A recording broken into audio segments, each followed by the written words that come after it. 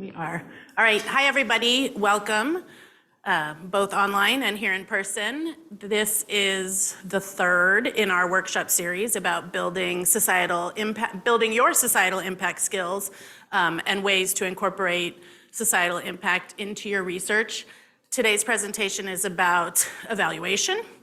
And so we'll first do some introductions. My name is Jennifer Fields. I am the director of the Societal Impact Office at the U of A, which is situated under the Research, Innovation, and Impact Office here at the University of Arizona. Michelle is running our computer today, but Michelle is the Associate Director of the Office of Societal Impact. So any of you who are online, you will be interacting a lot with Michelle today. I'm Allison Meadow.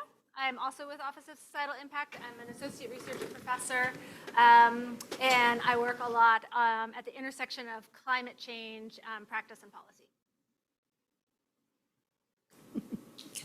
Hi, everyone. I'm Gigi Owen. I am a research scientist in the Climate Assessment for the Southwest program, which is housed in the Arizona Institute for Resilient Environment and Societies. Thanks. So for those of you who are not familiar with the Office of Societal Impact, it was established at the very end of 2019. So really, started to ramp up the first part of 2020. And then as we all know, COVID hit. And so we've been working a little bit under the radar for the last couple years, but we are here. We're a service unit out of RII. And our mission, as you see here on the screen, is really two-part. It's really about, one, ensuring equitable participation in research. And so that includes not only those who conduct research, but also the folks that we engage with as we're doing research to make sure that they are also equitably involved, and the general public as well. We're very interested in research benefiting society. So the second part of our mission is to really ensure the greatest possible societal impact from U of A research. So we hope to work with researchers from across campus we do consultations. If you're in the proposal writing stage of a research project, we often help to match appropriate collaborators if you're not already engaged with partners. We help to either help create evaluation plans for those projects that have a more minimal evaluation requirement, or we sometimes help identify internal and external evaluators to work with you. Our office also oversees the Office of Undergraduate Research, the Arizona Science, Engineering, and Math Scholars Program, the Native Peoples Technical Assistance Office. So all of those entities really work collaboratively to achieve our mission and vision. So just a little background about us. So today we are talking about evaluation. We are splitting it up into two parts. So the first part that I'm going to go through is really sort of an introduction to evaluation.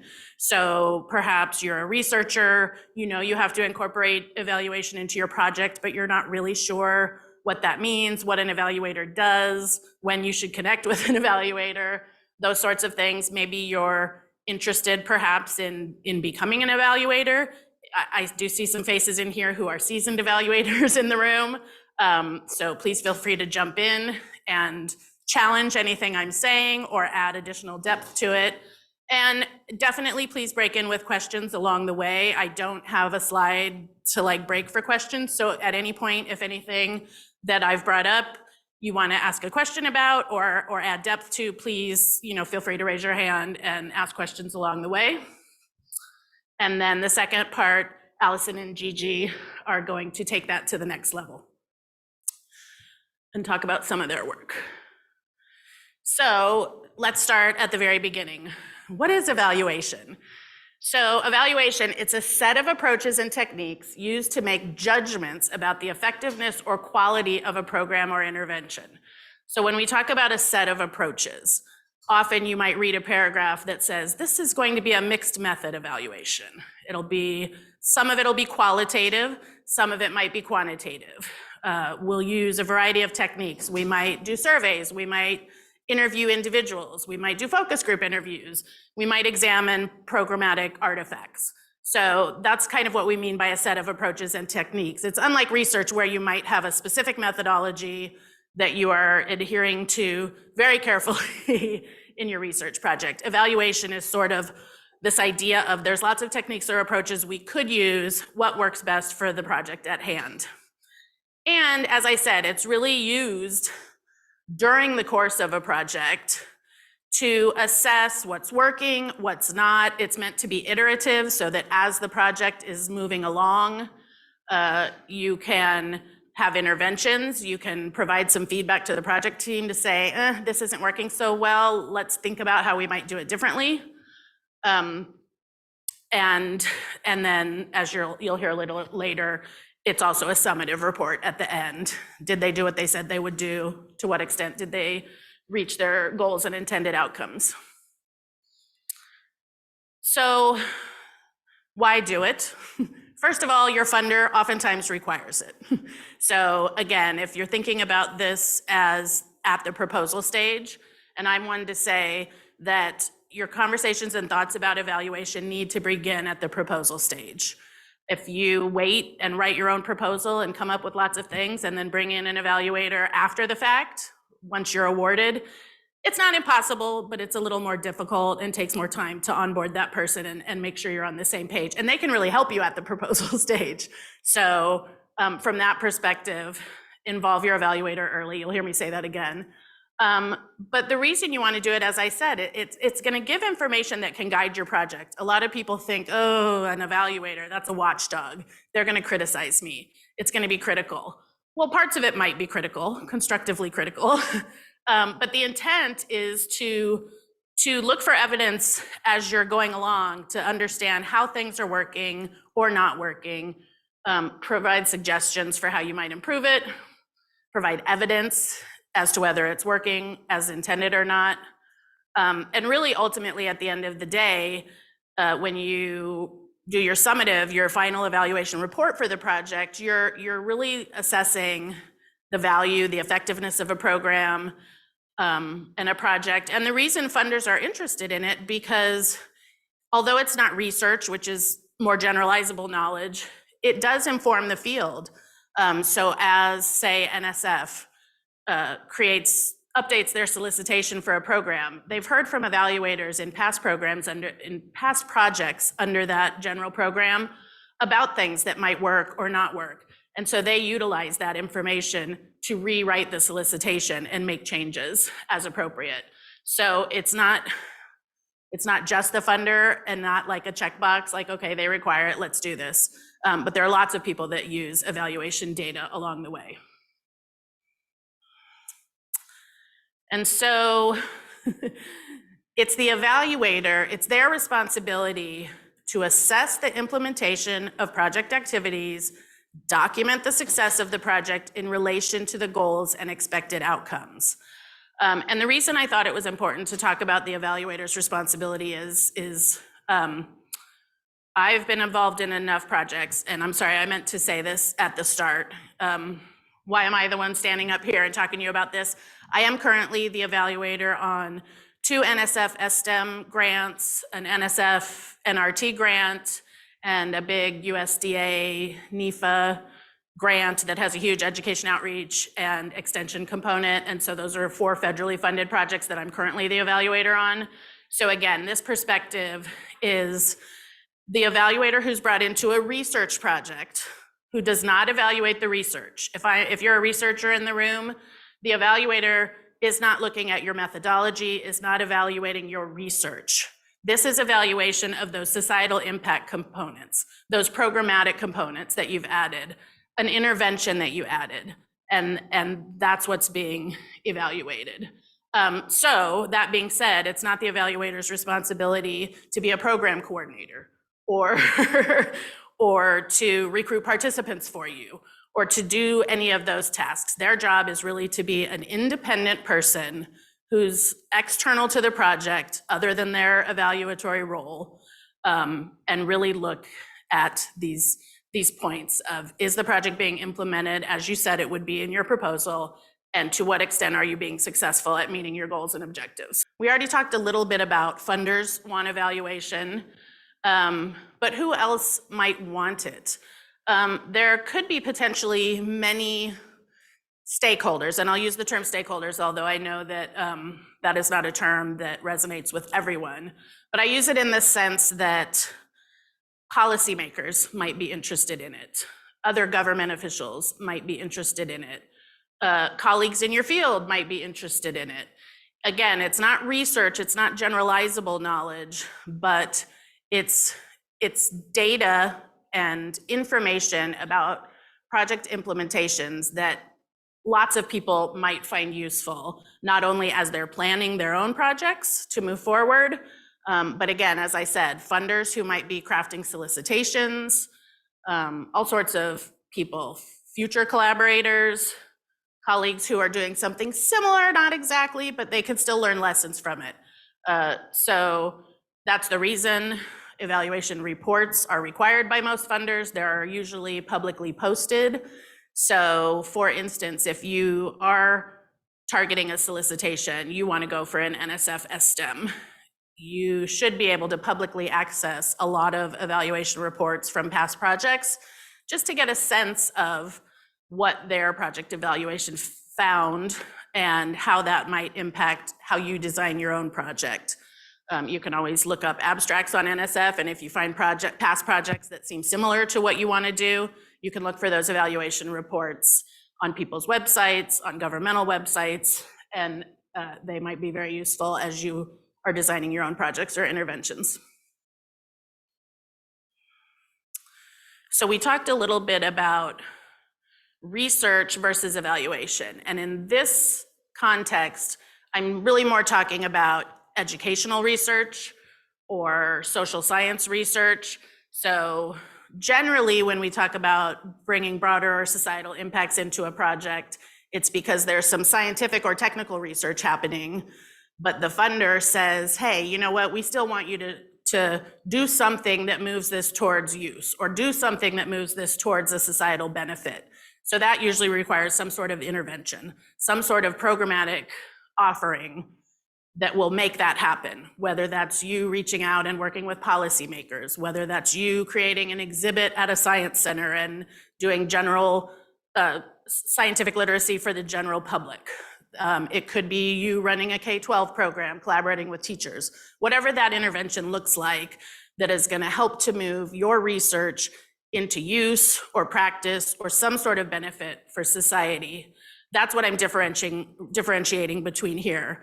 The same project might have an educational researcher, and the purpose of educational research or social science research is to generate new knowledge, generalizable knowledge, while evaluation is, again, it's about this program, this project, this intervention, and it's making evaluative claims and judgments that can then be used for decision-making or action by the people running the project or people who want to run a similar project. Oftentimes, these researchers and evaluators do work collaboratively because there is evaluation data that can be used for research, can be helpful for research. Likewise, often what comes out of the educational research or social science research is useful to the evaluator to look at. So they often do work collaboratively, but research generally is asking how and why questions, whereas evaluation generally is asking questions, did they or did they not? Did they offer that summer program that they said they were going to offer? Did they recruit students from marginalized backgrounds? Or did they not do that? And then, to what extent were they successful in meeting their objectives? If they proposed to offer an educational intervention for students from marginalized backgrounds and they had these goals in mind. We want to increase awareness, we want to change behavior, we want to change attitudes, we want to do X, Y, Z. Evaluation collects evidence to support whether they met those objectives or met those outcomes or not. So one time I was in an NSF meeting, this is not something I made up, but he gave this analogy and compared it to making soup, Or you could also say to cooking almost anything. So typical research questions around that might be, how does the flavor of the soup change if I use different ingredients? Or what happens to the texture of the soup if I cook it at a different temperature? Whereas an evaluator would ask questions more like, did they use the appropriate procedures and methods when they were cooking the soup? Did they consider the proper ingredients when planning the recipe? So again, it's that difference of how research really gets at hows and whys and is intended to be generalizable knowledge. Whereas evaluation is really more project specific. Did you do what you said you were going to do? And to what extent were you successful at meeting your stated intended outcomes and goals? So how do you know when you need to include an evaluation on a project? Arguably, I would say you should include some sort of evaluation on every project you do, even if that's your own internal evaluation. If it's a small project, if you're not funded externally, I think it's important to have some process to do those things that I just mentioned. How do you step back and look? Did I do what I said I was going to do for this project? Did I even come close to meeting my goals? But usually, the funder is going to require that you include evaluation. When you're looking at a solicitation, you're writing a proposal, usually the funder will make it very, very clear that yes, an evaluation is required. And then it should give you some more specific requirements for what that evaluation looks like in terms of scope and who is conducting that evaluation. So the first thing I mentioned was this idea of evaluation that's internal to the project. It's not required. The solicitation didn't say I had to have one. Maybe there's no funding at all. And it's okay if people within the project are putting their heads together and looking at the sources of evidence they have, looking at the data they have access to, and just among themselves saying, okay, where are we at? Are we achieving our goals? Are we doing what we said we will do? Oftentimes, the bigger the project, the more likely that they're going to require at least an independent evaluator or an external evaluator. So I would consider an independent evaluator someone who might work in your organization. It's someone here at the University of Arizona, possibly even someone in your college or department, but who's really not involved in the project. They're not part of the project team. They don't have a stake in its success or failure. But oftentimes, again, especially for really big projects, funders want you to find an evaluator who's completely external to your organization. And those are some of those circumstances where our office can help you find those people. There are resources online. The American Evaluation Association has a list of evaluators who are often independent consultants and list their not only their contact information, but list the types of projects that they normally evaluate. Because like anyone else, even evaluators have areas that they are more familiar with in terms of evaluation. So as an example, all of the projects I mentioned have a broadening participation in STEM component, have an education component. They are generally programs that seek to involve more people from marginalized communities in the endeavor. That's kind of my sweet spot. That's my area of expertise. Whereas Allison, you heard her talk a little earlier, she does evaluation often that relates to taking climate change science and helping to, or evaluating if it is indeed getting into the right hands, getting used by policymakers, by other people that would utilize that data. Those are two very different things, and I would not be qualified to do what she does. So it is important as you're identifying an evaluator to know that they do have experience evaluating the types of projects that you are seeking an evaluator for. And then I do have on this slide also through an external advisory board function. There are some projects where the budget is very small. We'll talk about cost later, but evaluation is not cheap. So sometimes the budget is small, it's a small project, and having an advisory board set up that has a variety of expertise, and having them look at some of the data that your project is producing and performing that evaluative function is sometimes appropriate and acceptable by some funders. Particularly foundations don't have quite as strong of a requirement for evaluation as some of the federal funding agencies. So when you think about evaluation, there are generally two different types. So as I mentioned, the first one we're going to talk about a little bit is this idea of process or implementation evaluation. Are the activities being implemented as intended? Are they being implemented as was promised? So not only are they doing what they said they were going to do, i.e., we're going to plan a summer camp. Did they plan a summer camp? But are they also doing it as they described it or as it was intended? Is it the audience that they said they were targeting in their proposal? Is it with the frequency that it was supposed to be held? Those sorts of things. That's a process evaluation. And generally, this is coupled with an outcome or effectiveness evaluation.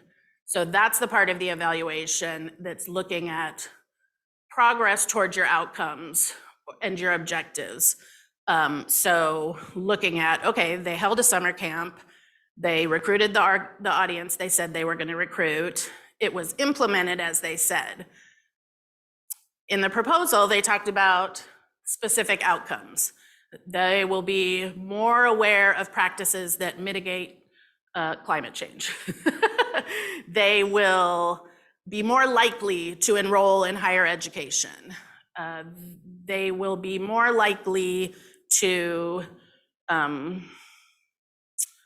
whatever the outcomes are. It's important in your proposal that you've really laid out what your intended outcomes are so that the evaluator is able to decide what evidence do I need to show that yes, indeed, these are the impacts that the participants are showing. So process evaluation and outcome or effectiveness evaluation, and again, they're usually coupled because along the way during that process evaluation and when you get some of your preliminary outcome findings, you're talking to your project team so that you can iterate that design and you can make any changes necessary if you're not quite hitting the target. The evaluator can provide guidance as to, this wasn't quite on the mark, maybe let's brainstorm. Maybe if we did this, it'll make a difference. And so you can iterate. So again, it's not quite like research where you are practicing the same exact methodology, perhaps. You kind of can't change the design up in the middle of it. With evaluation, the whole point is this idea that you're creating an intervention to achieve an outcome. Along the way, we want to be checking in and we want to be iterating on that design so that we can eventually get to those outcomes that we stated.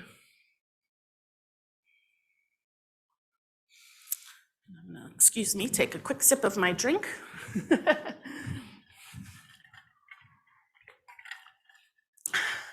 So there are also different stages of evaluation. So the first one I'll talk about a little bit is front-end evaluation. And this is, I would say, kind of less and less common. I, for many, many years, worked in the science center industry. So we used to use front-end evaluation a lot when we were planning a big exhibit.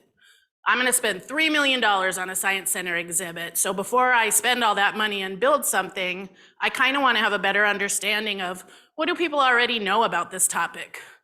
What don't they know? What are they most interested in? How long are they willing to stay at a particular exhibit component? You're doing a little bit of piloting. It's kind of comparable to piloting, a little bit of front-end evaluation to inform your proposal so that by the time I write to my funder and I have a full description of the exhibit and a full description of what I want to do, I have a little bit of that front-end data to say, this is how I know this will be impactful, this is what people want, this will be a good exhibit.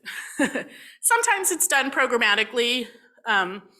Oftentimes front-end evaluation might be what I talked about earlier, looking at other people's past evaluation reports, looking at some data to kind of get a sense of things before I even write my proposal or plan this intervention.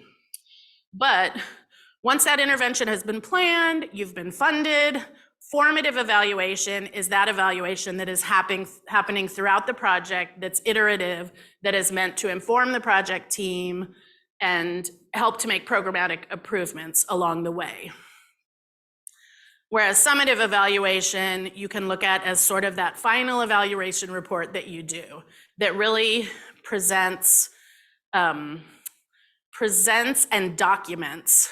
This is what happened during the course of the project. Here's the evidence that shows they did meet these objectives.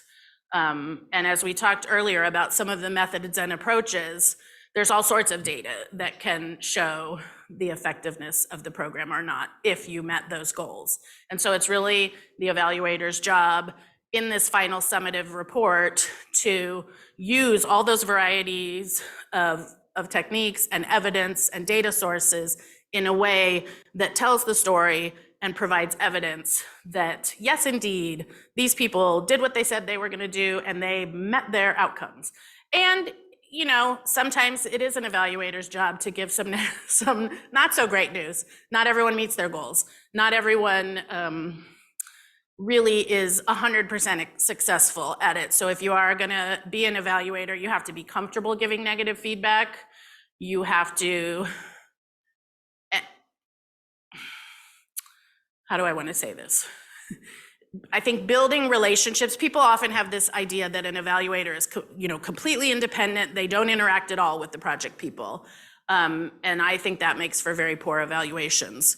If you kind of leave it to like, we'll meet once a year with our evaluator and see what they have to say, and then hope they say all sorts of good things about us at the end. That's not realistic. That's not the way evaluations should work. Even though the evaluator is independent to the running of the project, they're a very important team member and really need to be involved in these conversations along the way so that you aren't in this uncomfortable situation where like, gee, I haven't talked to the PI in a year and now I'm about to like give them this report that says they didn't do this, they weren't successful at that. So that's part of it. And then, we've all heard of the compliment sandwich, I think it's called, where, there's always good and bad news to be had. So I think it's really an evaluator's responsibility to make sure they are sharing all the positive impacts, all of the evidence of success, but also not be intimidated by project teams or not feel comfortable saying, here's an area where they didn't quite meet the mark, but here's how far they got, or here's all the evidence that shows maybe they achieved something different. Maybe they had a specific outcome that they had put in the original proposal, but that was 5 years ago when we didn't know as much as we need now. So sometimes you find evidence for other successes. So it's very fluid, and it's very important that it's really quite integrated with the project team and not left to those kind of once-a-year meetings. There is something called culturally responsive evaluation. My personal opinion is that all evaluations should be culturally responsive because, and I'm sorry, I don't have the reference here, but where I pulled this from is we're gonna share with you a whole box folder with articles and other references. And this is in there, it was a book chapter. But culturally responsive evaluation means that you are taking into account who are the stakeholders, who are the participants, who are leading the project, what are their cultures and values, what is important to them, what is the situational context of this project. Because again, I'll go back to an educational example. Designing a summer camp for national honor students who are already high achieving, who have already had multiple experiences doing this thing is a very different audience than running the exact same camp for a group that either has a very strong ethnicity or ethnic culture to bring to bear. They're from a low-income community. They're from a community that has already suffered harm around something.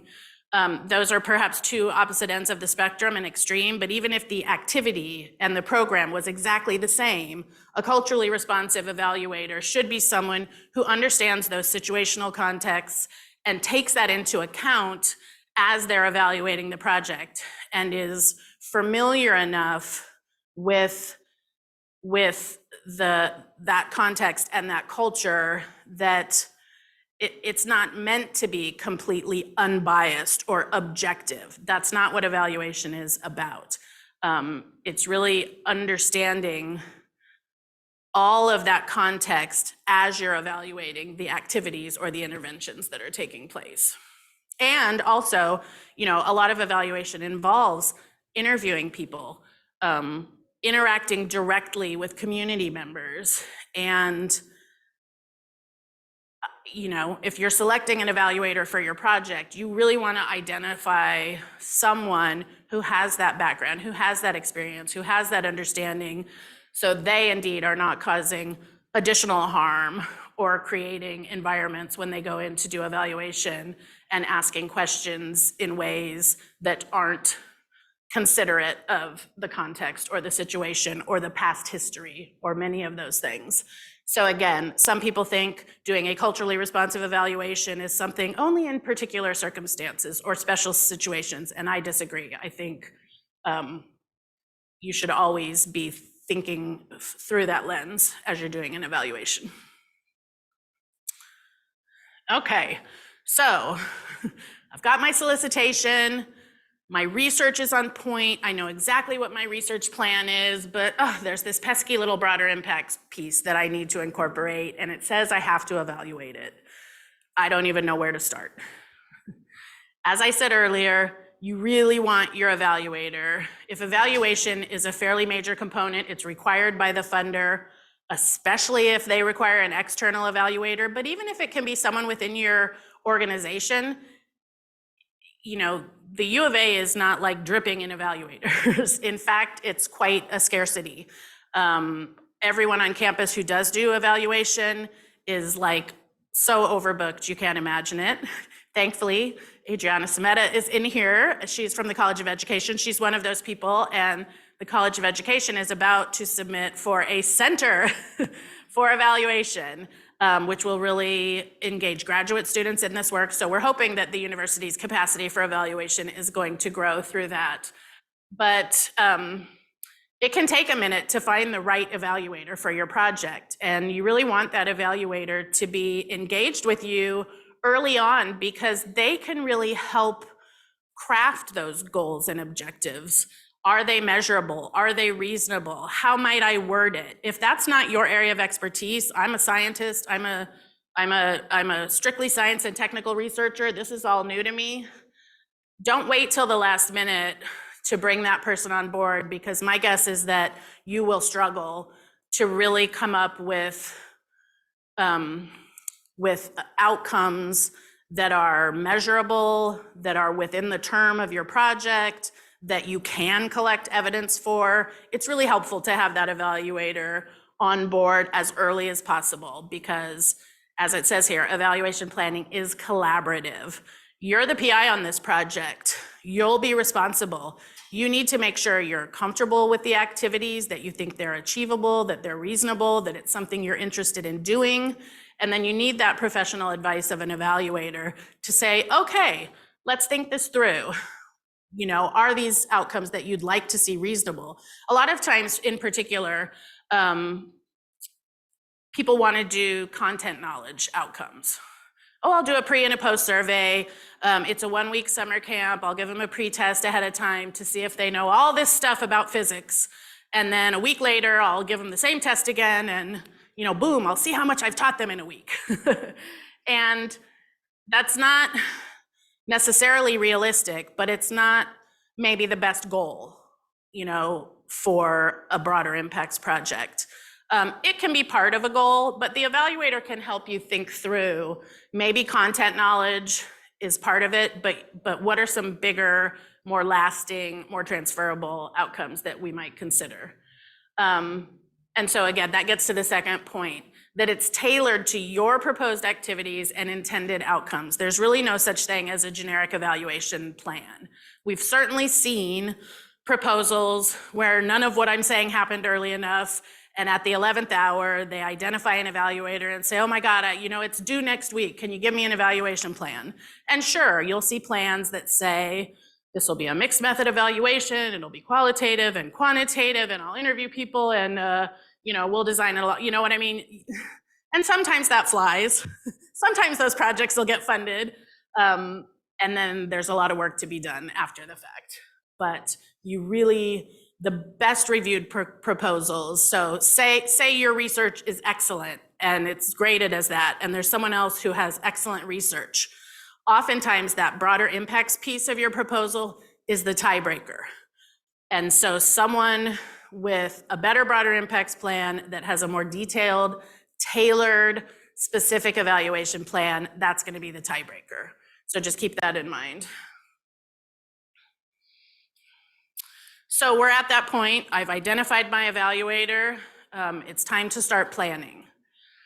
So these are some of the things that you want to have in a strong evaluation plan. And I think I might ask if someone could pass these 2 handouts out.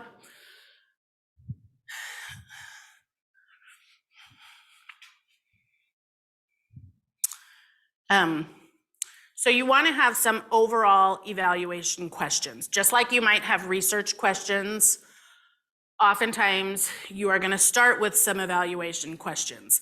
Did the summer camp program encourage participants to recycle more? Just as an example, they're often posed as a question, because that's what I want to know. It's what do I want to understand about this project? Did this project help to create collaborative relationships between the university and X industry partner? Those are you want to have some questions that then help you to decide, okay, what kind of data am I going to collect? And you put together this kind of detailed data collection plan, which is often what helps to form this is really, I should have started with this thoughtful project logic model. So one of the handouts that you're getting 2 handouts right now. One is a kind of a generic template for what's called a logic model. Can I ask how many of you in the room here are familiar with logic models? You've created them. So many people in the room. How about half the people in the room? We usually start these workshops. I'm going to backtrack. Can I ask how many of you in the room would you consider yourself like the researcher who I was kind of talking about, who is not so familiar with this work necessarily, but is looking to work in broader impacts and have evaluations? So a couple people. How many of you in the room kind of would consider yourself evaluators already? So about the same amount. How many of you consider yourselves maybe the broader impact partner? So I represent the organization that a researcher might partner with. And there's always overlap. Okay, so a few people. Okay, so it's a variety. So for those of you who have done logic modeling, I really like this template as a tool to give to people who aren't as familiar with logic modeling. And I skipped forward a little, but so besides your logic model, which we'll talk a little bit more in depth in a second, you also want to include, so this is your evaluation plan for a proposal. So sometimes the PI will say to you, oh, I can give you a paragraph. Well, a paragraph's not going to be enough if you really want to have that strong evaluation plan, because it will include your questions, your data collection plan. Sometimes the logic model is embedded into the proposal. There's not always room, but the logic model is still important because that's what informs the evaluation plan and then informs the project if it's funded. How will you report and disseminate your evaluation findings? Like I said, it's meant to be iterative. So part of your evaluation plan in the proposal should include those time points that, quarterly I'll meet with program staff and share XYZ. Annually, I'll share this. And then again, at the proposal stage, they're going to want a bio for your evaluator because reviewers will look at that and look for some of those points I mentioned earlier. Does this person have previous experience as an evaluator on federally funded projects? Has their evaluation work been in this same space? And when you're really talking about the data, the best of the best evaluation plans in proposals even still do talk about the types of data that will be collected, what's the source, how is it being collected, by whom is it being collected, when, how is it being analyzed and interpreted. So that's a lot. So I often think that in the proposal, having a table that maps out these questions, and that's the second handout that you got as just an example, can save space. And to me, as a reviewer, it's easier to follow. When I read a narrative that's just like a page and a half long, that's like, I'm gonna do this, and then I'm gonna do this, and then later I'll do this, it just gets overwhelming and confusing. So I like to see a nice, neat table that really is very clear about, here's my evaluation questions, here's the data, et cetera. And then, again, combining it sometimes with your timeline element, or if you do have a separate project timeline in your proposal, making sure to not only include programmatic milestones on that timeline, but those evaluation checkpoints really help reviewers to see how integrated this work is, and that it's not sort of just out there hanging on its own. So logic modeling, the template that I gave you talks about some of these terms. Not everyone does the first two, situation and priorities. It's more for you to think about. It's some of those things I talked about when we were talking about culturally responsive evaluation. It's sort of the same for project planning. Are there conditions I need to consider as I'm planning this work? Again, as an example, the U of A has a tribal consultation policy. If you are submitting a proposal to work with any tribal communities, you have to have consulted with the tribes ahead of time. You have to show that you have a partner, you've talked to someone, they're on board. So that might be a situation to consider. We often meet with researchers who are just like, oh, I would really love to work with tribal communities. Well, do you have a partnership already? No. Do you have a contact? No. Have you talked to anyone? No. Well, that's a situation to consider, that we might need to scrap this. This might work because generally those relationships take years to build. You have to build trust. You can't, or even a school. Oh, I want to go into a K-12 school and give a series of lectures. Well, have you talked to a teacher? Do you know that that's what they want? Do you know that it's aligned? Do you know that they have time for that? So thinking about those situational contacts as you get started might put you on a different track. Priorities. What is the most important thing that you need to have incorporated into this project? And then maybe what are some things that aren't quite as important? Outputs, which are different than outcomes. An output is something generally that you can count or that you can touch and hold. It's a product, it's an activity. It's things that are being implemented, whereas an outcome is something that has changed, something that you have achieved along the way. And usually you're able to identify those short and medium term outcomes, that is what you're collecting data for and measuring, whereas your impact is generally kind of your long-term overarching goal. I'm doing this because I would like to see more Latinas enter computer science in post-secondary education. You don't really know if you've achieved that by the end of your 2-year project or based off your one intervention, but that's generally why I'm doing this work. This is the long-term change I want to make. So this is the template that you have a copy of, so I won't spend too much time on it, but I think it's helpful, like I say, for people who aren't as familiar with logic modeling, because especially the short and intermediate outcomes, it helps gives ideas. I've made a change in one of these areas. And it helps kind of people better be able to describe their outcomes when they're not familiar with this type of work. So this is a template that I just happen to like to use. And then this is a sample of that evaluation table I was talking about. This was specifically, the handout you'll see was from an NSF program called ATE, but to me it was just a template that made sense. And since you have access to this handout, and I'm running short of time already anyway, but it's just this idea of, it helps understand what you want to lay out. Now, the analysis and interpretation part, that's if you really have all the time in the world, you have the best evaluator, you have lots of time. It's probably less important for reviewers, but certainly helping people understand, these are my questions, this is what I'm going to measure. So as an example for indicators, we talked about content knowledge. could be a pre and post. But indicators, so if I'm saying I'm going to, as a result of participation in this camp, the participants are going to increase the amount of things they recycle. How might you know that? What are the types of indicators that could show that? I mean, that might not be the best example, but it shows you how sometimes it's challenging. Other outcomes are a little easier to think of sources for. So, I'm going to increase participation in X event. Well, I could look at sign-up rosters. I could look at, or if I want people to be using materials more, I could look at web downloads. Like, it's really kind of thinking through what would indicate that I've been successful at that. What's a data source that might give me that evidence, and when am I going to collect it? So we talked about pre and post. I'll do one at the beginning of the intervention, one at the end. But otherwise, what are some of the timing around it? So these are all on the handout that you were given, but it just better describes, what does an evaluation question look like? How many should I have?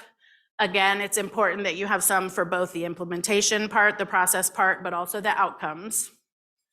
It talks a little bit about indicators.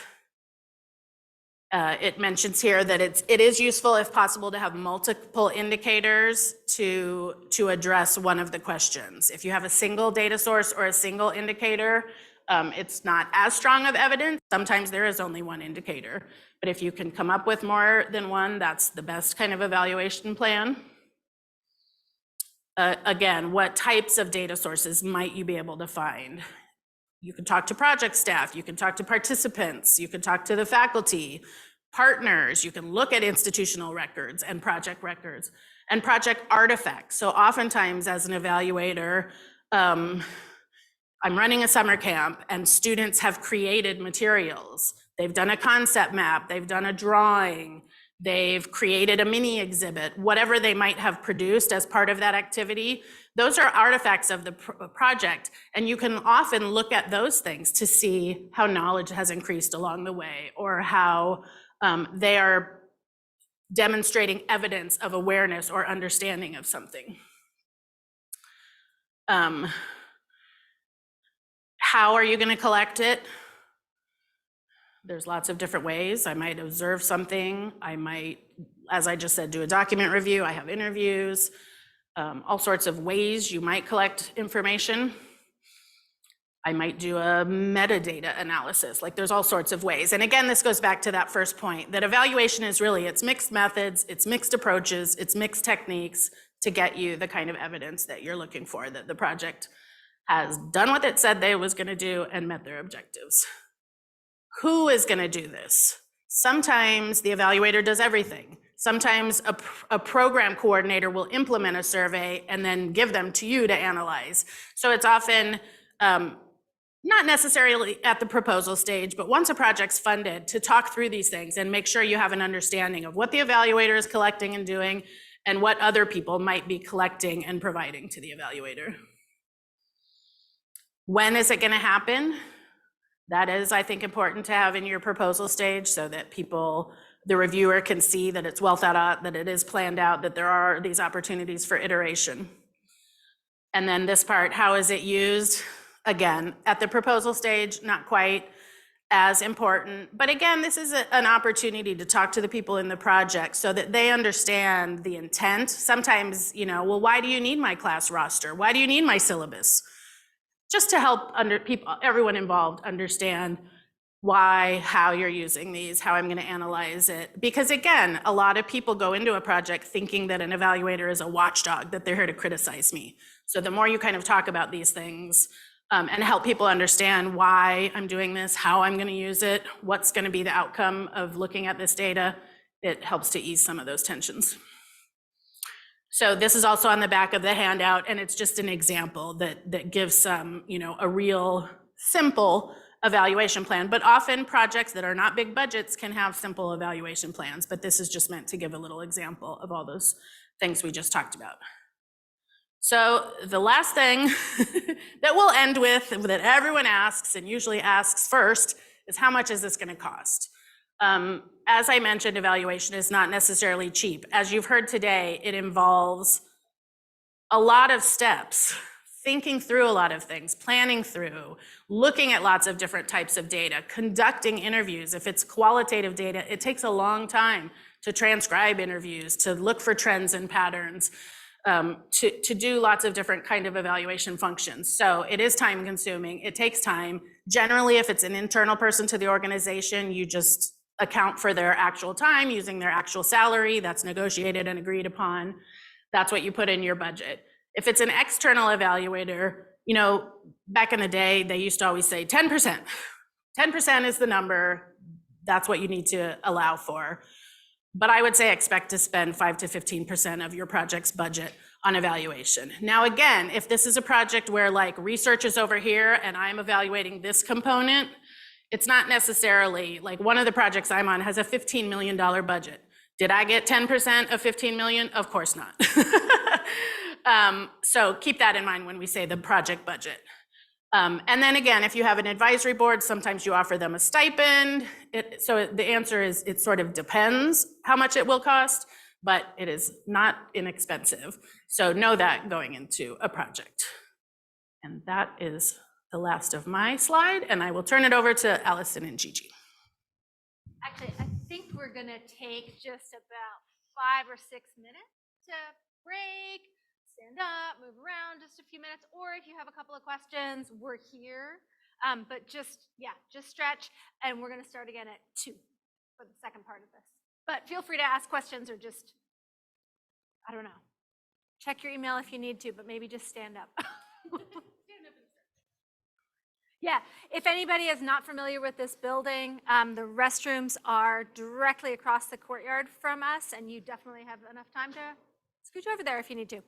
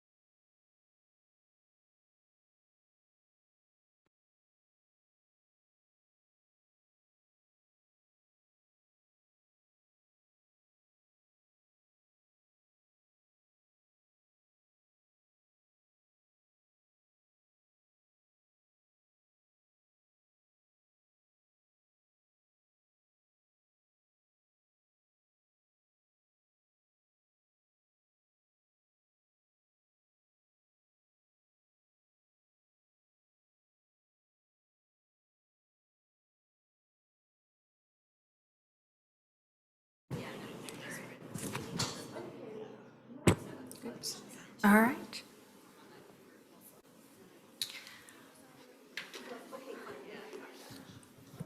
All right. I think we are going to start the second half. Hopefully everybody got a little bit of the break that they need. Okay, no questions online. We have a few little breaks in this for, where we pause for questions, but if you have questions or if folks online have questions, we've got somebody monitoring that. Please feel free to just raise your hands. Gigi and I are gonna move into the next section of this. If for any of you who were at some of our previous workshops where we've really talked about societal impacts and sort of making that connection between research and community and research and societal change, now we're going to put all of that together. How do we take all of those skills that Jen was just sharing with us and move it into the space of asking questions about societal impact and the kinds of broader changes we want to see in society? As Gigi and I, we introduced ourselves at the beginning. I'm with Office of Societal Impact, and do you want to reintroduce you, just in case people missed it? I'm part of the Climate Assessment for the Southwest, or CLIMAS program, that's in ARIES, the Arizona Institute for Resilient Environment and Societies. And I am also fortunate enough to be with CLIMAS, the Climate Assessment for the Southwest. What Gigi and I are going to share today between the two of us is this idea of tools for evaluating societal impact. And this is sort of active work that we're really engaged in between the two of us. I think we just counted, and we are actively evaluating, using some of these tools and these concepts of societal impacts and moving research into practice and policy and community change. At least 5 federally funded research programs here at U of A, across the country. So we're wrestling with these questions, we're using these tools. So this is kind of like fresh and ongoing work for us. So we want to share some of the tools that we're using and the ways that we're seeing these things, and really kind of invite all of you into this conversation that we're engaged in. Great, thanks. So I'll start us off. So really in this section, we're going to introduce a framework to help you kind of apply some of the tools that we've just been learning about, that Jen discussed, into your own kind of research projects or research programs, really to look at those societal impacts of your research work. So when we talk about societal impacts, what do we mean? I think we're probably all really good at looking at the academic impact of our work. New theories that are produced, new papers, new data, new types of analysis. But when we talk about societal impacts, we're really looking beyond the academic realm. We're talking about tangible benefits in society that our research has contributed to. So these tangible, beneficial changes in communities of people and/or social and environmental systems. So a few key points to cover before we dive in. Really, impacts work is problem focused. So when we're evaluating the societal impacts of our research, we have to go beyond just addressing a particular problem or connecting it to that. Rather, we really want to demonstrate that we're contributing to solving that problem in some way. So that a demonstrable change has occurred towards improving that problem. Another thing to remember is that producing outputs from your research are not the change themselves. So the act of writing a report for stakeholders or hosting a successful workshop isn't the change. It's not the end goal. But they can play an instrumental role in bringing your research to have that impact or creating change. Finally, we often think about research findings as being the thing that can propel change, and they do. They can impact people's understanding of an issue or be used in a decision or in making some kind of action happen. But in addition to findings, the process of engaging people during a research project also plays a really important role in creating change. So building those relationships and trust along the way is extremely important. So with some of those key points in mind, we'll dive in. I'm going to start with these 5 categories of societal impact, or ways to categorize the tangible contributions of your research. They describe different ways that you might see your research findings or outputs being used by societal partners to make changes in their lives or in their communities or in their organizations. I will emphasize that these are not the only ways to categorize societal impacts, but they have been derived from theories about how knowledge is put into use by decision makers of all different kinds. And they've also been tested across several different academic disciplines. So we've found in our practice that they're pretty robust. And since we'll be referring to these throughout the rest of our presentation, I'm gonna start by introducing them here. So we have instrumental impacts. This means your research led to tangible changes to plans, decisions, practices, or policies. Conceptual impacts. Your research contributed to changes in people's knowledge about or awareness of an issue. Capacity building impacts. Your research contributed to enhancing the skills, expertise, or resources of an organization or a group of people. Connectivity impacts. Your research led to new or strengthened relationships, partnerships, or networks that endure after a project ends. So these first four categories are changes that you might expect to see in that short term, during the course of a 1 to 3 year project. They can occur pretty quickly, and you can start documenting them as soon as they start to occur. And then over the course of time, they might also add up into larger scale changes that take usually more time than the time scale of a typical research project. And so we're calling these socio-environmental impacts, or changes to social or ecological systems, such as improvements in health and well-being, or in ecosystem structure and function that result from actions taken because of your research. So in a quick example, maybe you do reforestation research and you used your published findings to co-develop a reforestation plan with a city planning committee. The city then approved funding for a project to restore an urban forest.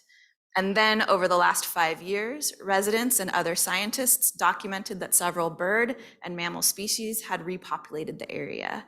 So the reforestation plan that was based on your original research led to actions and funding and decisions over time that increased ecological biodiversity in the city.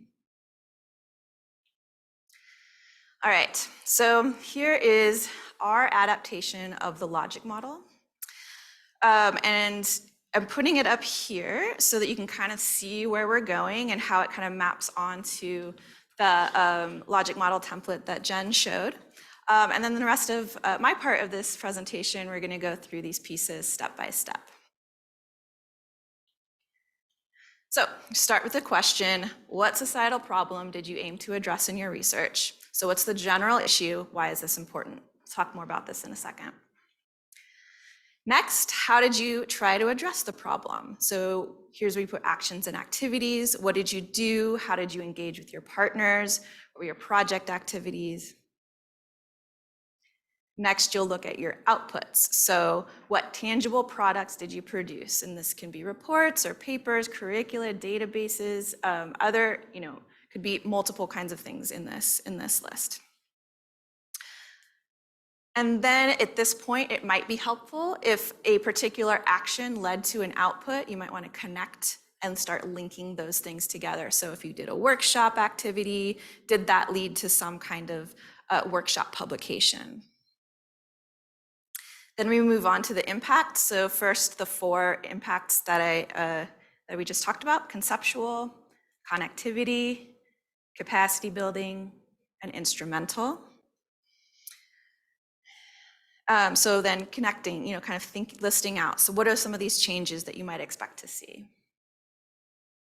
Really calling out specifically for whom did things change, or for whom do you expect things will change? Then you can kind of go back and link, like how do these activities kind of lead to these impacts? How might these outputs connect to these impacts? Then you might want to think more about those inputs. So what resources, skills, or existing relationships enabled you to do your research? And also kind of thinking about these contextual factors. So what social, environmental, and political factors either facilitated or maybe even inhibited your research?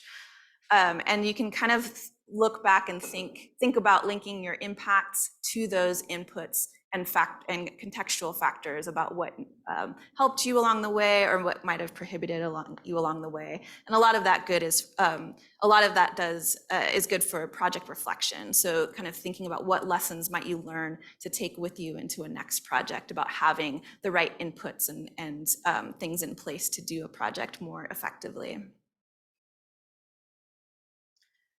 And then finally, so once you kind of have this all mapped out, you might have a better sense of how your specific work is making some contribution to tangible changes to that societal problem that you identified. All right, so how do we craft a problem statement? This has been, as we've been working with researchers to do this, we've noticed it's a little bit of a stumbling block. So it's important to kind of think it through and practice it. A problem statement asks, what problem do you want to solve? Is it really a problem outside of the academic literature, and how do you know? What will solving this look like, and who is this a problem for? Your statement will probably be about 1 or 2 sentences that explain the general problem that your research aims to address, and it usually often focuses on the negative points of a situation and then explains why that matters. So here's a little test. One of these is a problem statement and one of these is a research question. So number 1 reads, cultural resources, including buildings and structures, are threatened by climate change. Loss of these resources would represent a loss of our collective history and the embedded knowledge contained within them. Number 2 says there is insufficient understanding of how extreme rain events projected under climate change will impact different building materials. This project tests the durability of 3 different materials, adobe, earthen walls, and wood, under simulated rain events based on projections of future precipitation intensity. How many of you think the problem statement is number 1? How many of you think the problem statement is number 2? Okay, some non-voters, it's fine. It's number 1. And you can tell because it's speaking to the general problem. And number 2 is really speaking more about this lack of information and also kind of more specifics about the particular project. Both are important. They're both important. You want to have both, but when you're differentiating the problem statement, you want to kind of go towards that bigger picture.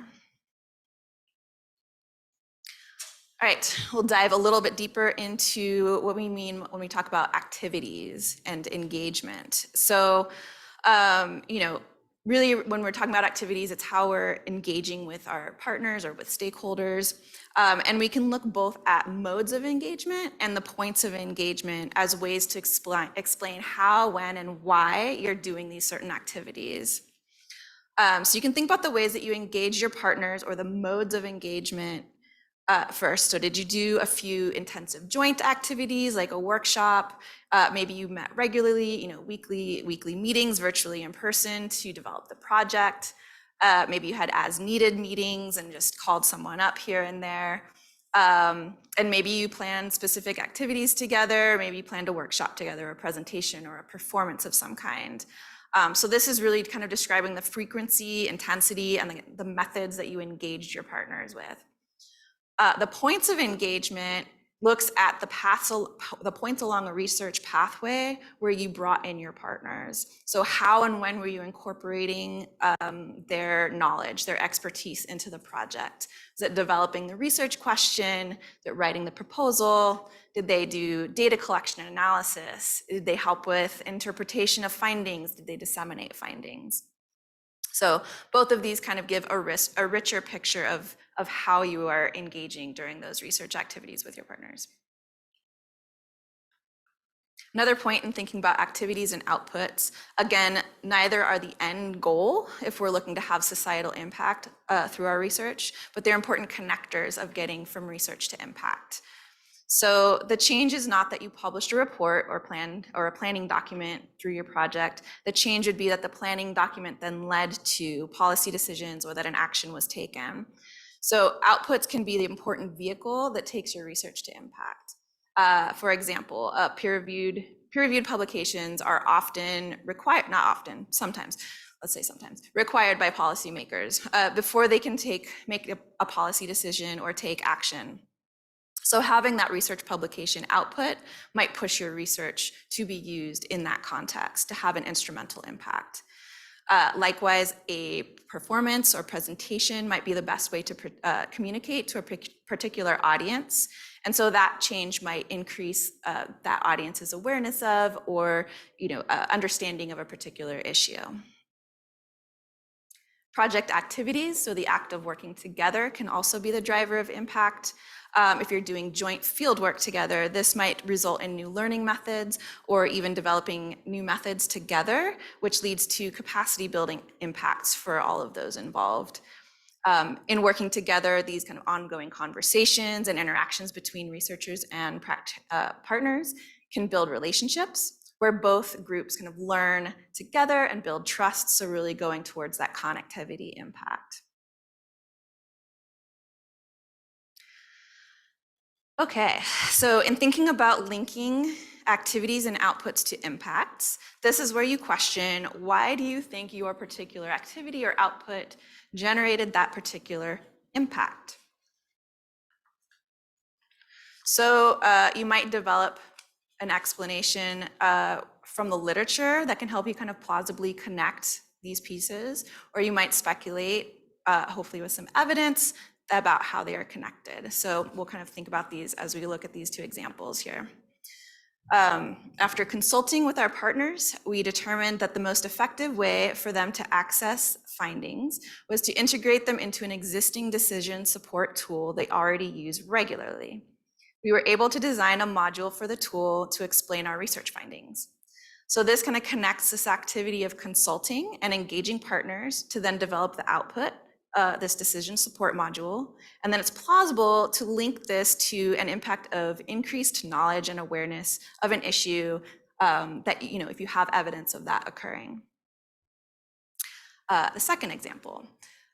Our University Art Outreach Coalition built a strong relationship with a particular community over the last 3 years. We hold monthly visual art workshops at their community center. We consistently have 20 students and regularly have more than 30. Students have told us that they are considering attending the university because they now know some faculty there. So this connects relationship building activities to kind of this output of these monthly visual art workshops, and then those connect to capacity building by training 20 to 30 students in building these skills monthly, as well as potentially motivating some of them to kind of pursue higher education. All right, who changed or benefited because of your research? There's a lot of different ways to think through this question. These are some common categories, stakeholders, your research partners, students, general publics. When you're kind of working through this for your own projects, it might be helpful to really start with the people, even if that means like the specific people that are experiencing some benefit or change from your research. And then you might be able to link that out to broader communities or demographics as you start to gather evidence of larger scale social impact. So for example, if one of your project partners gain new skills and then we're using those skills to extend your research into the rest of their community or the rest of their organization, you might be able to document evidence about how your research then connects to change at those broader community levels. Going through this part of the process, thinking about who benefits, offers opportunities for your own reflection. Are you actually reaching the people and the communities that you aim to? And are you reaching those who are directly impacted by that societal problem that you're aiming to address? If not, then you can kind of course correct or kind of make changes throughout your project to make sure that you are. And finally, how do you know that you have had impact? So there's lots of ways, formal and informal, to collect evidence of change. many really just require that you're thinking ahead about what you're likely to see, and that you're thinking through how you're going to collect and like document and save that data somewhere. So Jen obviously has provided a number of ideas for evaluation, data collection. So I'm not going to go into too much detail, but feedback from your partners, formal or informal, email, phone calls, letters of recommendation, other kinds of formal written feedback, very helpful. Reference to your work in management or policy documents. These citations obviously are very clear examples that your work is getting out there and being used in some particular way. Feedback from the general public, so audience surveys, emails, or other engagement from the public members, media interviews or reference to your work can be really helpful. And then finally, more formal evaluation of your work, some pre-post tests, surveys, interviews, randomized control trials. I'd say the key to collecting evidence is to be consistent and make sure that you're collecting and saving these examples in a systematic way, especially if you're kind of doing the more informal route. Some of these pieces of evidence might seem very small in the moment, like a short email saying like, hey, I attended your presentation, it was great, I learned this, and I'm gonna use it in this way. And so unless you have kind of a system set up to store and document those, it might get lost. And so like a really easy thing to do is to make a folder within your email and just start, kind of like saving things there. You can save them on your desktop. You can make PDFs of emails or of other written documents, letters that people have written, where these citations from where your work is referenced, just kind of creating even just a folder on your desktop. You might think about keeping an impact journal or a database where you can jot down pieces of evidence, where they're located, a date, just so that you can always kind of go back to go back to that and see where all of these things are, that you have tracked them. Another thing to consider is that you might not be the one collecting the impact evidence. So there might be other sources out there from someone else that's collecting information, community newsletters, news reports, institutional offices that collect this data already, like UAir here on campus. They collect a lot of demographics data that might, from different departments, that might be useful. Your partners are also excellent sources of data, impact data. They might be collecting that for their own reporting purposes or for other purposes, and potentially might be able to share it with you. Nonprofits collect a lot of this data for their own reporting purposes all the time.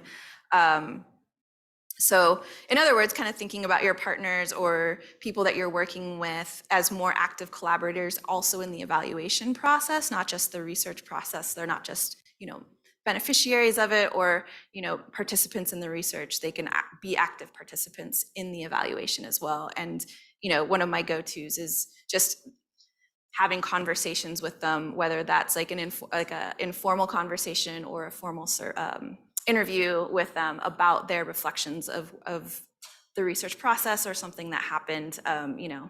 Asking people can be very generative. So and with that, I'm going to pass it over to Allison, who's going to look at how you can kind of aggregate some of this project data to other scales.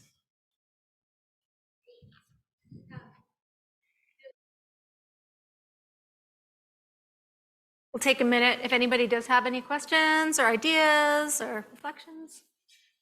No? All right, feel free to interrupt as we go. That's fine. Okay. Okay, so the last little bit of this is now we're going to start to sort of take steps back and start to see bigger and bigger views on evaluation on projects and programs and societal impacts and sort of starting to get a really big bird's eye view on some of this. So Gigi just introduced a category of impacts, how we describe the kinds of changes that our projects are seeing. So, are we seeing those instrumental impacts? Are we making those conceptual impacts, that knowledge change? So describing our impacts and from the work that we're doing. What if you want to tie your work to broader system changes, getting at that idea of, those bigger socio-environmental changes that we touched on at the bottom. You make project level changes. How do we tie that to those big changes? And that's what we're going to talk a little bit about now. I'm going to run through a number of existing frameworks that are out there in the world. We're kind of calling them like societal goal frameworks. They're out there. They talk to big changes in society and the environment. And we're going to think about how we tie our work to those. Some of them were developed as sort of as big goal, this is what we want to see in the world, top down, tie your work to this. Some of them have kind of come from ground up as organizations or communities think about, this is the kind of work that we're doing, and we want to now formalize that and kind of make a framework out of that. So sort of from both directions. The advantage of having some of these big goal frameworks out there that we can link our work to. One, we can make those changes. We can sort of say, my work is contributing to these big, broad goals that either exist at my department level or my university level or a national or international scale. I'm tying my work to that. The other thing is that they're really nice for starting to sort of aggregate and see how your project or your program or your department is contributing to these big processes. So both things. I can link my stuff and make a claim about that, and I do a better job of sort of exploring, seeing the impact of my organization or my department. Okay, we're going to start here. This is how our very own College of Education has defined the impacts of the work that is going on within that college. This was a really bottom-up effort. This involved active researchers within the department or within the college saying, these are the kinds of things that my work is doing. And now the college has this framework, and then they can use that to further describe the kind, they've got sort of categories to put their work in. So when they want to describe to outsiders, what they've been doing, these are the kinds of things, these are the kinds of big changes that we're contributing to in the world. So access to higher education, curriculum design, education policy, we're moving the needle there. Indigenizing education is a category that, they said, we want to start looking and tracking how many projects and how much effort are we making in that area. So now they have this sort of way to say, this is our collective effort in this area. We have this framework that we want to use. This is a nice example of a university scale framework, and this comes from the University College Dublin. So we're looking across the pond. You're going to see a few examples that we're using from Europe and the UK. They're really engaged in this kind of research impacts evaluation work. So we're learning a lot from the processes that they use. So this is at university scale. So now we're thinking beyond a department, you got to have a framework that lots and lots of different kinds of departments and activities can kind of see themselves in. So you're going to see these are much more general categories, but we've got education. Are we making contribution to education, training, and capacity building through curricula, education tools, and qualifications? A technological impact category. Contribution to the creation of improvement of products, processes, and services. It's broader, but the goal is for people to really be able to identify with one of these so that the university has an understanding of the kinds of contributions they're making more broadly. They're aggregating and they're describing their impact. This is, again, sort of that top down. This is coming from the university saying, these are the categories we expect to see progress in. Closer to home, National Science Foundation has these broader impact categories. This is specific to their goals and objectives. They're asking for anybody who is involved in an NSF project kind of address some of these in their work, in their broader impact statement. So they're a little narrower than that university-wide where they need to encompass everybody. But NSF brought, I kind of highlighted them over here. They want to see, are you making progress on training students, STEM education and workforce, broadening participation, bringing more people into science and engineering, enhancing infrastructure or economic competitiveness. So these are the kinds of things that NSF is looking for, and it makes it a little easy for NSF to say, our work, the work that we're funding is making societal progress in this area. We're contributing to these big goals in society. Again, leapfrogging again, the Atlantic Ocean. This comes from the Research Excellence Framework, which is used in the UK. This is a really broad scale effort. All researchers in the United Kingdom have to contribute impact case studies every 7 years to demonstrate that their work is making these societal impacts, that is contributing to the goals that there's much more direct funding of research from government agencies there. And they've said, these are the kinds of things that we expect your research to contribute to. You'll see it's actually really similar to University College Dublin. When the Research Excellence Framework started, they had a much looser way of doing this. It was that kind of ground up. You just tell us the kinds of impacts that your work is having. And then they spent years analyzing that data because, my goodness, the descriptions that people were submitting were just, it was all over the place. And they've started aggregating and sort of coding and grouping these impact types. So this is the list that they've generated now, very similar to what we saw with Dublin, but big groups. You'll see in a little bit, you can go online to the REF and see every impact case study that was submitted for the 2021 assessment. These are the categories that you can search under, and I have the link for you later. It's just kind of neat. It's required there, it's not required here, but you get a real sense of the kind of work that, that people are doing.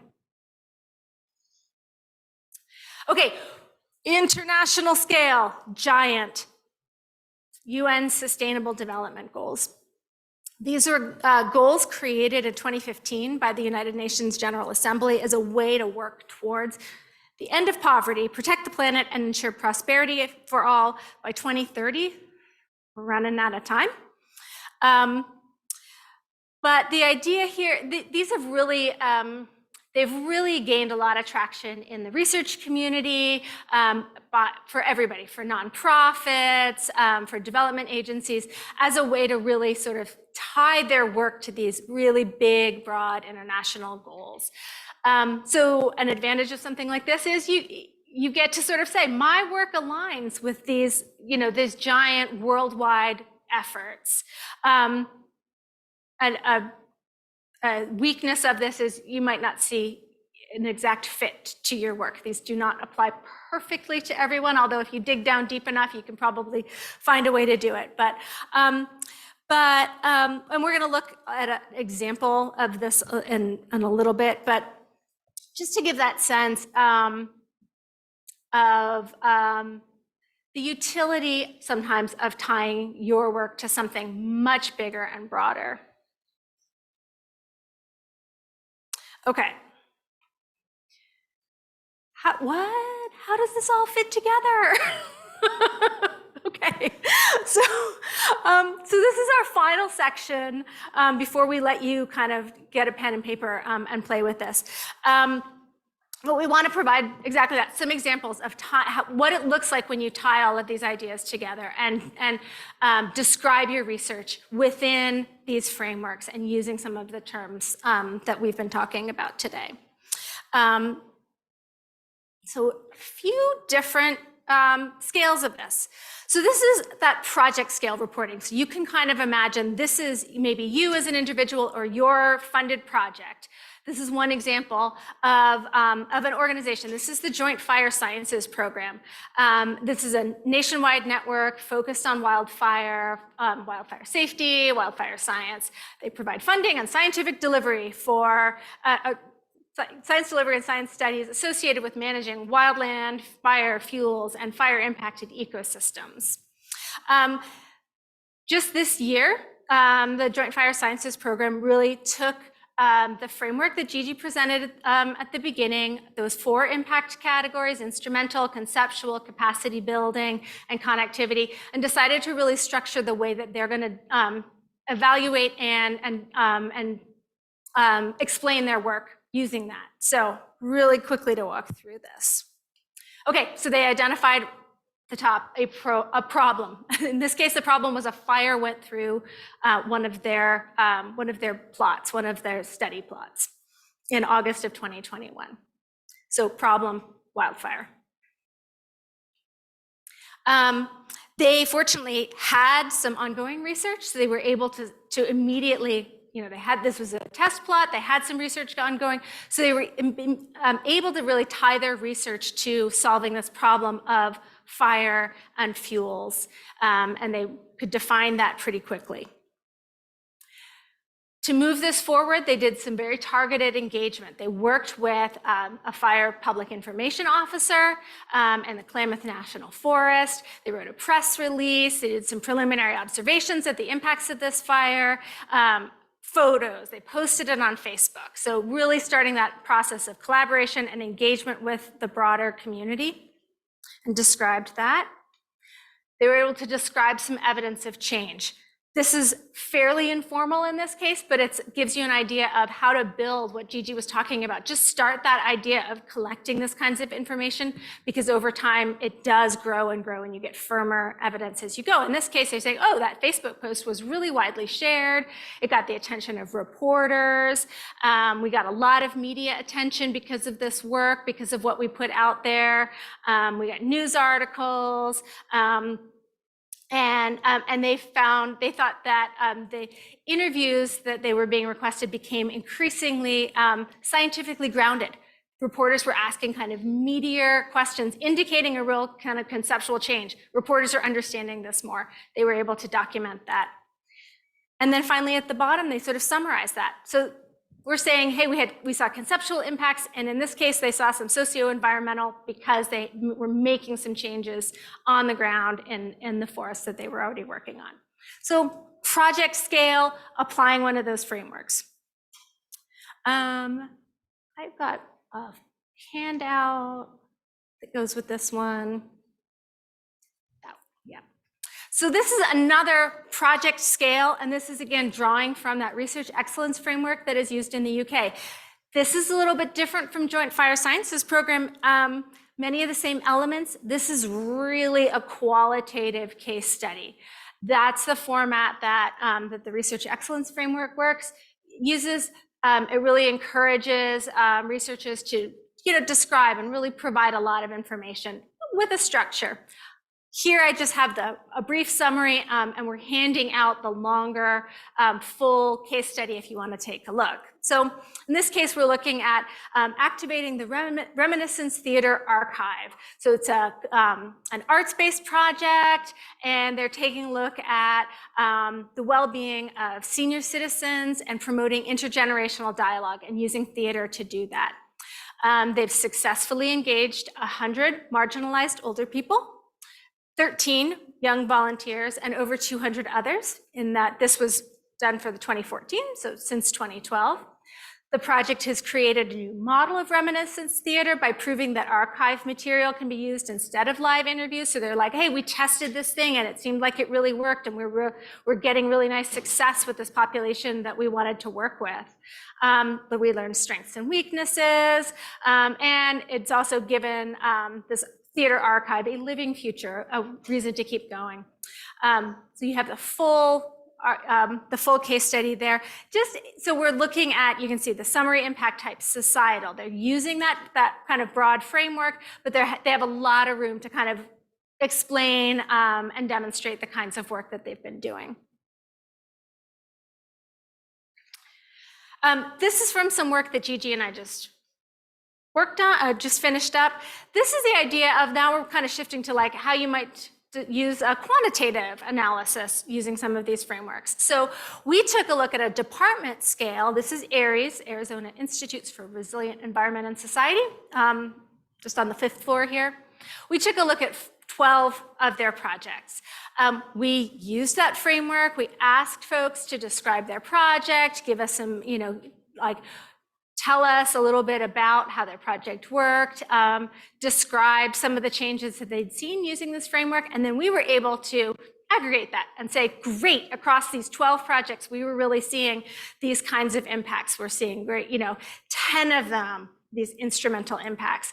11 had these conceptual impacts where we had, really demonstrated, we had evidence of change and understanding.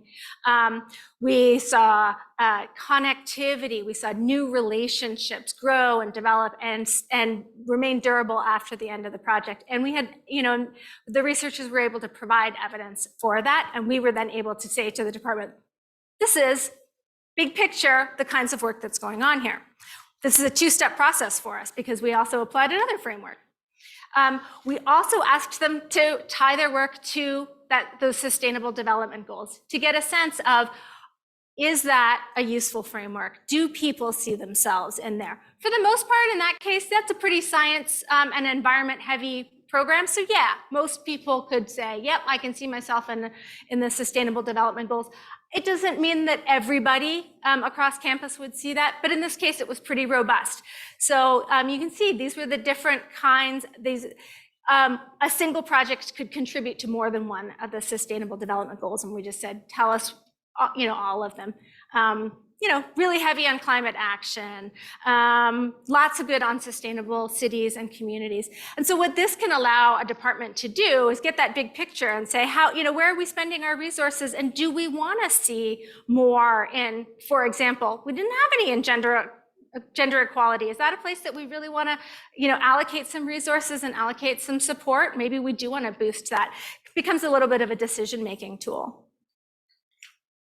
Finally, we put them both together. We meshed them and we said, much to Gigi's point earlier, you can contribute to some of those big societal goal categories like sustainable development goals, like any of the REF categories, but you want to be able to describe how and to demonstrate the changes that you helped bring about. So we wanted to do that. So along the top, we've got those categories that Gigi talked about, the change categories, the impact categories that demonstrate change. And then we said, okay, so in each one of those sustainable development goal categories, where do we see these kinds of changes so that we could make the case that, these projects were contributing to policy change because we saw instrumental uses of the information in policy documents and plans related to, for example, sustainable cities and communities. So the darker the number, the more of those change categories we saw. So basically we're saying this is how the organization is contributing to these big societal goals. One step beyond the idea that they are contributing. This is another way that those UN Sustainable Development Goals are being used at that really big scale, at university scale. I'm not advocating for this. I just want to make people aware that this is one of the things that's out there, is that the Times Higher Education now does impact rankings.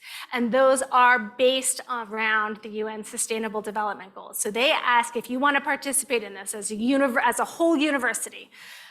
They are going to ask you questions about which of your research projects fall into each one of those categories. Are they addressing it?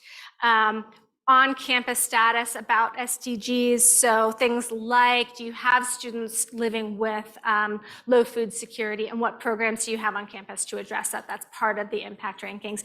And then we get to those community engagements around sustainable development goals. So this is just that idea of, are you addressing one of these? And you'll see our friends up the road participate and tend to do very well on some of these rankings.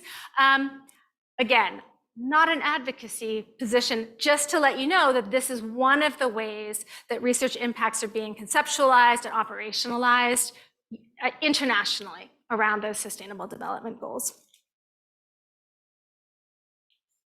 Okay, now we're gonna ask you to do some work. We're gonna hand out a little template for you and a little example sheet. And this is really tying all of this together now. You can do this on your own, but if you came with somebody from your own department or program and you want to bounce some ideas off them, that would be great. If you came by yourself, but you would prefer to bounce some ideas off somebody, just turn to some, turn and see if there's somebody who wants to talk this through with you. We want you to think of a program or a project that you've been involved in, and we're going to walk through a little logic model. Which of those impact goal frameworks do you think your project fits in? So this might think about those things like, is that the College of Ed one? Is it the Sustainable Development Goals? Was there something from the University College Dublin framework that you said, oh yeah, okay, mine easily fits in there, I'm gonna tag that. Think through a problem statement. Differentiating it from a research statement, this is that, how are you addressing a problem in that larger category that your program or your project is seeking to solve? Very important. Oh, yeah, Michelle.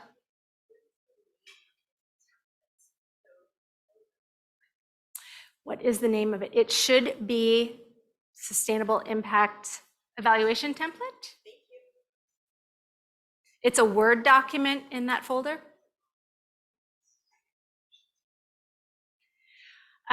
So we want you to work through a problem statement. We don't expect you to do all of this today, but you can take this with you. And then we have the logic model not in the sort of visual format that we presented it, but just as a little space on the template, on the sheet for you to be able to fill in and take some notes. Think about those activities that were part of this project, what outputs you produced, and then think about, did you see some changes? Can you identify some of those change categories as instrumental, conceptual, capacity building, connectivity? Think through what evidence you might have, or do you want, are you inspired to go out and collect some? And then, as Gigi said at the end, thinking about the factors that maybe supported or inhibited your work, and then see if you can kind of summarize it at the end. That's going to take more than the 10 minutes that we have now. So don't feel like you have to do that all at once. But maybe just start with identifying a project and maybe thinking through a problem statement and tying it to one of the big categories.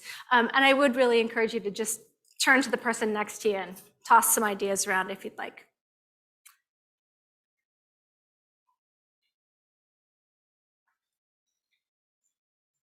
A great use of this, keep it in your folder. Next time you go to write a project final report, or next time you go to write a proposal in which they want to see evidence of past work, pull this out, walk yourself through it, see if you can describe it and summarize it quickly using some of this language and some of the tools.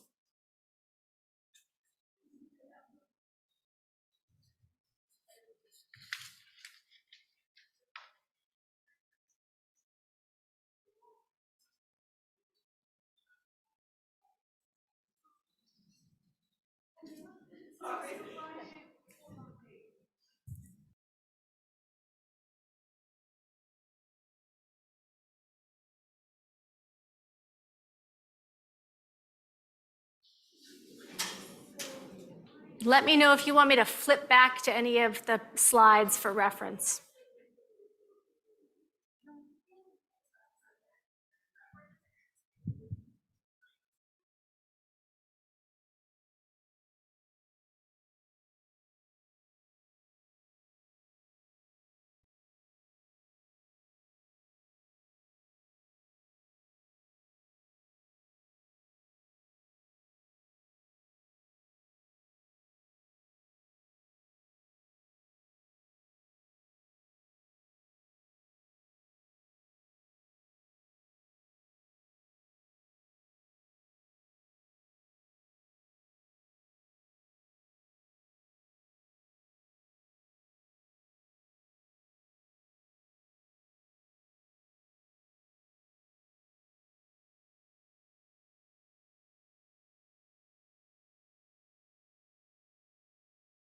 I'm going to totally interrupt your train of thought for just a second.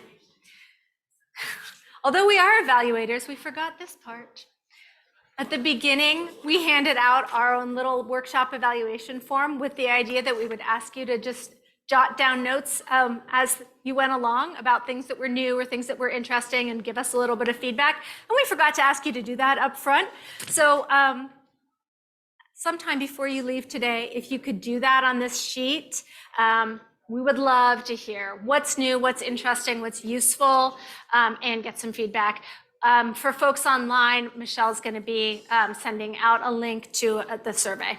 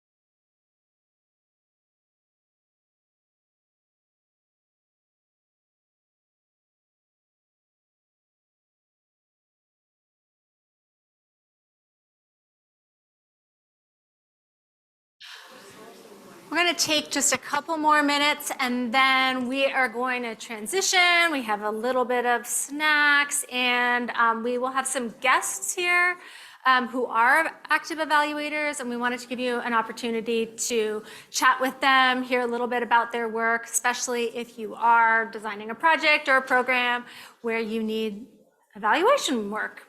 We have some folks here. So about 2 more minutes.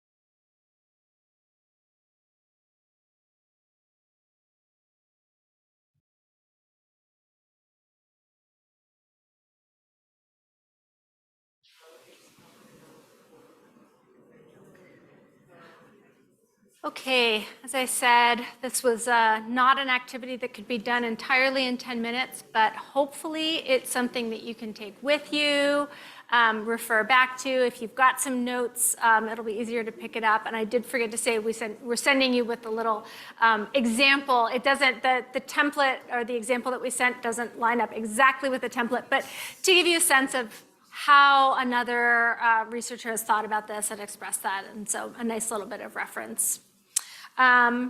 With that, we're going to move to the final portion of today's workshop. And so we'll say thank you first. Everyone's going to get a copy of the slides, so you'll have all of our contact information. For folks who are here in person, we have, if you can take a few minutes and fill out the evaluation form in person, we would appreciate that. If you want to think about it a little bit, we have an online version of the survey. Anybody who is online, we would so appreciate if you could take a few minutes and give us a little bit of feedback. It really helps us learn how to meet the needs of the campus community better. So we really do appreciate your time. We are going to head into a little bit of networking time, and just before we do, so we do have some guests here, as I said, who are evaluators, and we wanted to just make you aware of who's here on campus, who's here in the broader Tucson community. So as you're writing your proposal next time, or maybe you already have a project that's underway and you're going to need some evaluation help, we wanted to make those connections and let you have a few conversations with folks. We apologize to our online participants that we have, the networking online was challenging, but you will also have access to all the contact information for the evaluators who are here. So I'm going to take just a couple of minutes and introduce our guests so that before our online folks sign off. And then if there's somebody from that list who that you want to connect with, please email them or check out the website. And for folks who are here in person, you'll have a chance to talk in person with them. All right. Because I saw them just come in. These are just in alphabetical order. But our first group, and actually I think what I'm going to do is either have you just stand up really quickly or wave so that folks kind of get a sense of who you are. This is an on-campus group. We're very lucky to have them. Community Research Evaluation and Development, or CRED. They're based over in the Norton School. And we have Rachel and Dee Dee here today. The CRED team carries out quantitative and qualitative research and evaluation, drawing on expertise in survey, interview, and focus group methodology, as well as sophisticated quantitative and geospatial analysis techniques. CRED's primary focus is to generate accessible, actionable information that CRED's community partners can use to support their program and policy and decision-making. So if anything piques your interest, look for Rachel and Dee Dee in just a couple of minutes. We are very fortunate to have from the broader Tucson community Indigenous Strategies, Melanie Lopez. I think we also, and Veronica Hirsch, Nicholas Wilson also work with Melody. Indigenous Strategies, do you want to wave? Thank you. Indigenous Strategies utilizes Indigenous frameworks in evaluation and program development, including tenets from Indigenous data sovereignty and the American Indian Higher Education Consortium. Thank you. I just blanked on that C. Thank you. Indigenous Evaluation Framework. We assess both quantitative and qualitative measures of the 7 R's: respect, relevance, reciprocity, responsibility, relatedness, relationships, and redistribution. Evaluations are centered in Native Nation building. So thank you so much for being here today. We're excited to have you. Jill Williams, all the way in the back. Jill is with the Southwest Institute for Research on Women here at University of Arizona. She does process, impact, and outcome evaluations. Hopefully all of those terms are very familiar now that Jen introduced them all to us. Focusing on diversity, inclusion, and equity-focused programs and initiatives, STEM education programs, using qualitative, like interviews, focus groups, and observation methods, as well as descriptive statistics. And she says, I'm most interested in conducting evaluations that are collaborative with the project team and develop in response to changing circumstances and needs. So Jill will be here. Sandlin, did I see? No, there we go, also in the back, Sandlin Buxner, with the College of Education, Department of Teaching, Learning, and Sociocultural Studies. Extensive experience in federally funded grant program evaluation, particularly in science education projects. So if you are working on something related to that, Sandlin will be here. Adriana, also, we are so fortunate to have lots of our education folks here today. If Adriana Smeta, am I pronouncing that correctly? Thank you, good. Culturally responsive, mixed methods, research and evaluation, educational measurement and assessment, and organizational change. Investigating inequities in outcomes among underrepresented and minoritized groups in STEM education contexts and in the field of evaluation.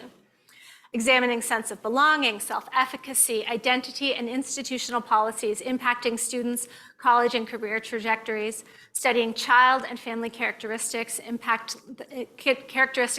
learning, development, school readiness, and health outcomes.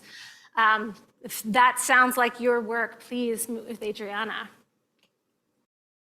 I think we have Joe. Oh yes, in the back, yeah, as well. Also from Southwest Institute for Research on Women. That group we are so fortunate as well to have here at U of A. So big picture, Joe's here to represent the whole group and the kinds of evaluation they do, looking at sexual health, housing insecurity, substance abuse treatment, public health, social policy, and as some of you may have seen in one of our earlier workshops, offering a 100% online master's degree program in program design and evaluation. So if you are leaving here today saying, gosh, I want to do more of this, please definitely talk with Joe about that because this is a new program and it's very exciting. Ooh. And that is, I'm not going to show you any of our extra slides. Okay, at this point, we are going to say thank you to our online participants. Please be in touch with any of our guests or with us if there's anything that we can help with.